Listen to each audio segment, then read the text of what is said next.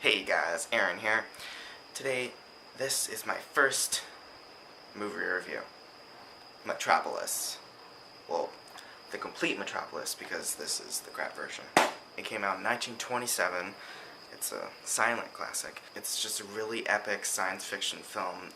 I mean, it costs like 5 million Reichsmarks, which is about $21,000 in US money.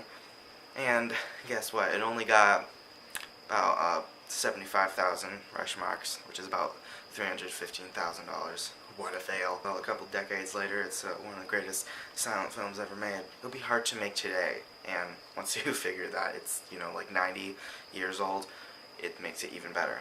So, let's get into the plot.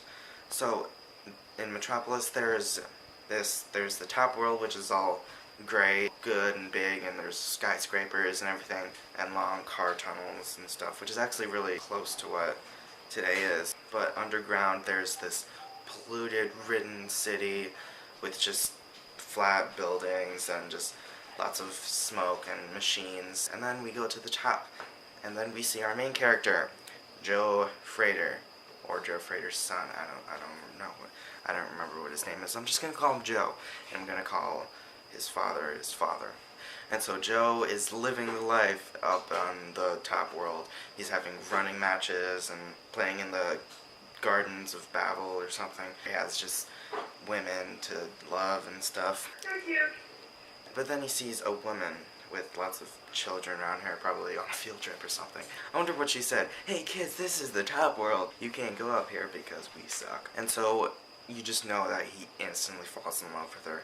And so he just follows her down into the deep underground, and then he sees like all the smoke and stuff, and he sees this one machine, and it just explodes. The temperature gets too high and it explodes, and then he literally hallucinates it as a giant lion with just the workers just falling into his mouth.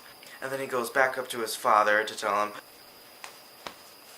And then the father tells his second-hand man, "Why do I learn of this explosion from my son and not from you?" And so he fires that guy, which means that you go down in the deep abyss. But then Joe walks up to him and says, "No, don't go down there, go to my place." And then he does. And so he goes back down there, and then he just trades places with someone. So they trade clothes, and that person goes back up to the better world. And so the father, suspicious of his son, there's a spy, the thin man, to spy on his son. But then when they do the switch, he actually spies on the guy who was with it wearing his clothes. And then we meet Rotwang, the inventor.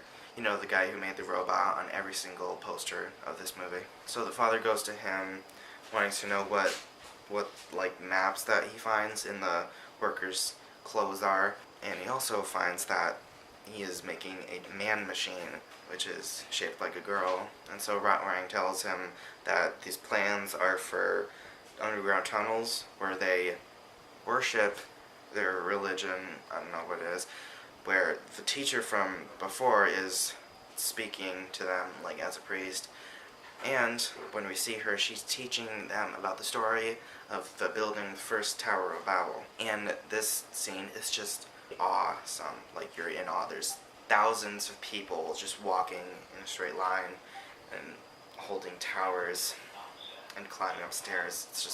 And so Rotwang shows the father they're worshipping. And so his plan is to make the machine look like the girl who's worshipping them, to turn them against their religion and against the machines, so that they can rise up, and he can use force against them and have a reason for it. And so Rotwang uses a flashlight to capture the girl. Like, every time she's in the light, she's like,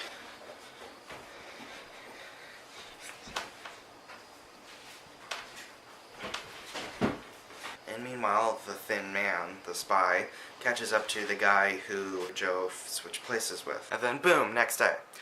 Well, not really the next day, because the day after the first half of this video, I've recorded everything that happened after the iconic robot scene, but apparently it's not there anymore. I've recorded it. It had the little rack pause. Apparently not. It's not there anymore. I cannot find it on the card, on the SD card.